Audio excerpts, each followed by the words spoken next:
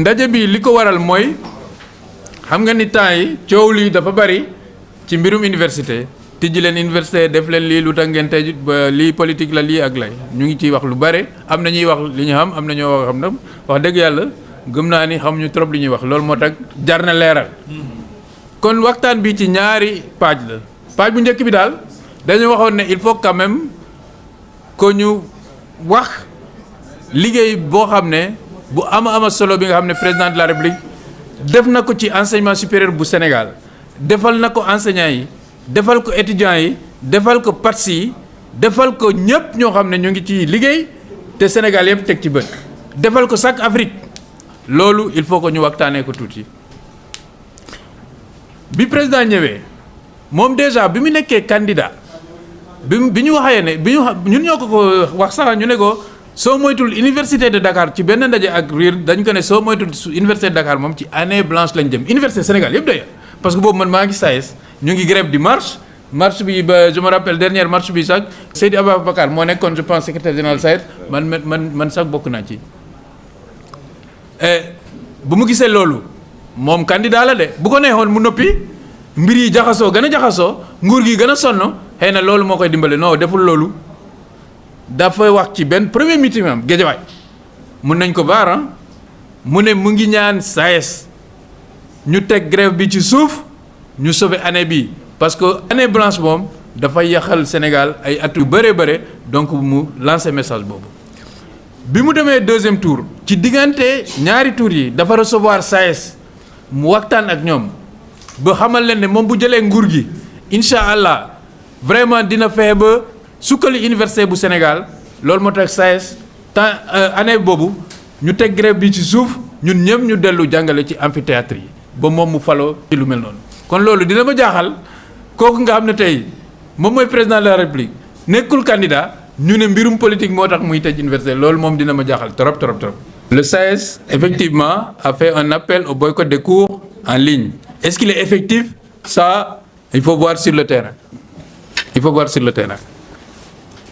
Donc, nous, ce qu'on sait, c'est que actuellement, en tout cas, le conseil académique a dit qu'il poursuit les enseignements en ligne. Maintenant, même quand c'était en présentiel, il arrivait que le SAES aille en grève.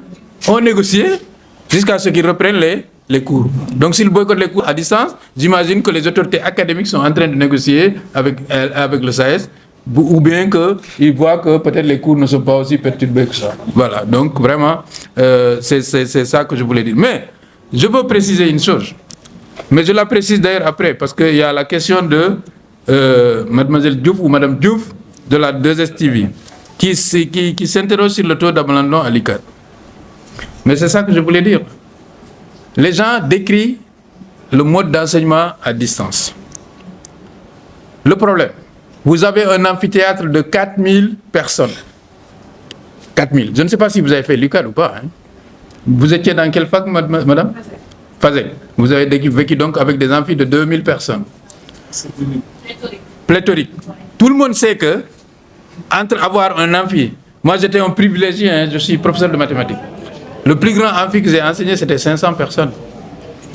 Mes étudiants en licence de maths, c'était 120, c'est comme une classe de lycée. Et en maîtrise, c'était 45. Donc nous, on n'a jamais eu ce problème. Mais vous êtes d'accord que lorsqu'il y a 8000 étudiants en première année, mais c'est difficile de faire un cours en présentiel.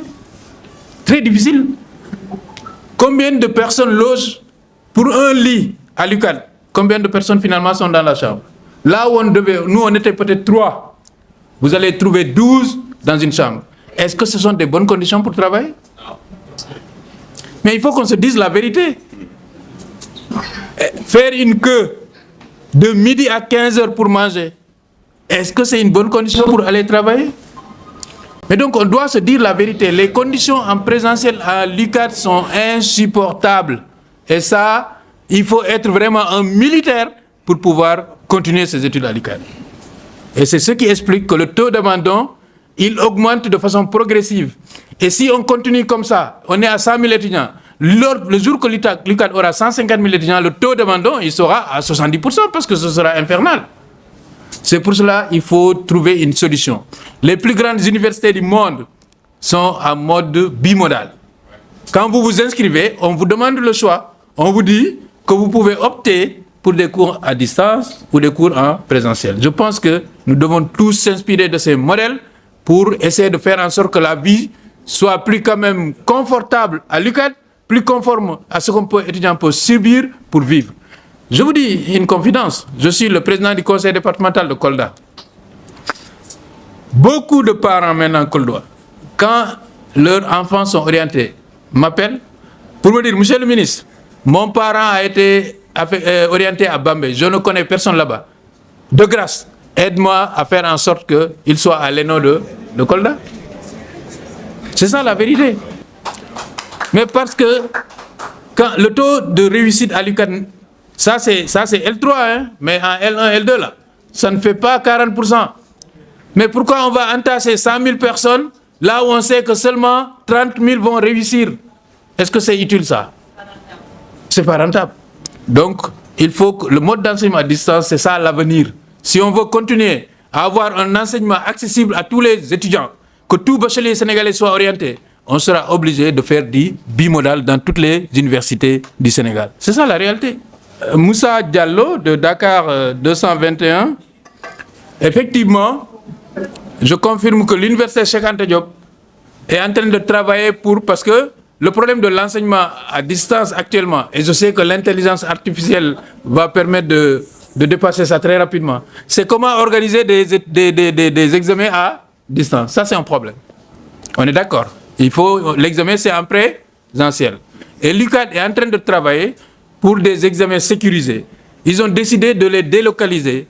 Nous, ce qu'on dit, c'est que si l'UCAD veut faire ça, nous allons les accompagner pour qu'ils puissent l'organiser en sécurité pour le bien des étudiants et qu'on puisse finir comme ils l'ont souhaité l'année 2023. C'est ça qu'on a.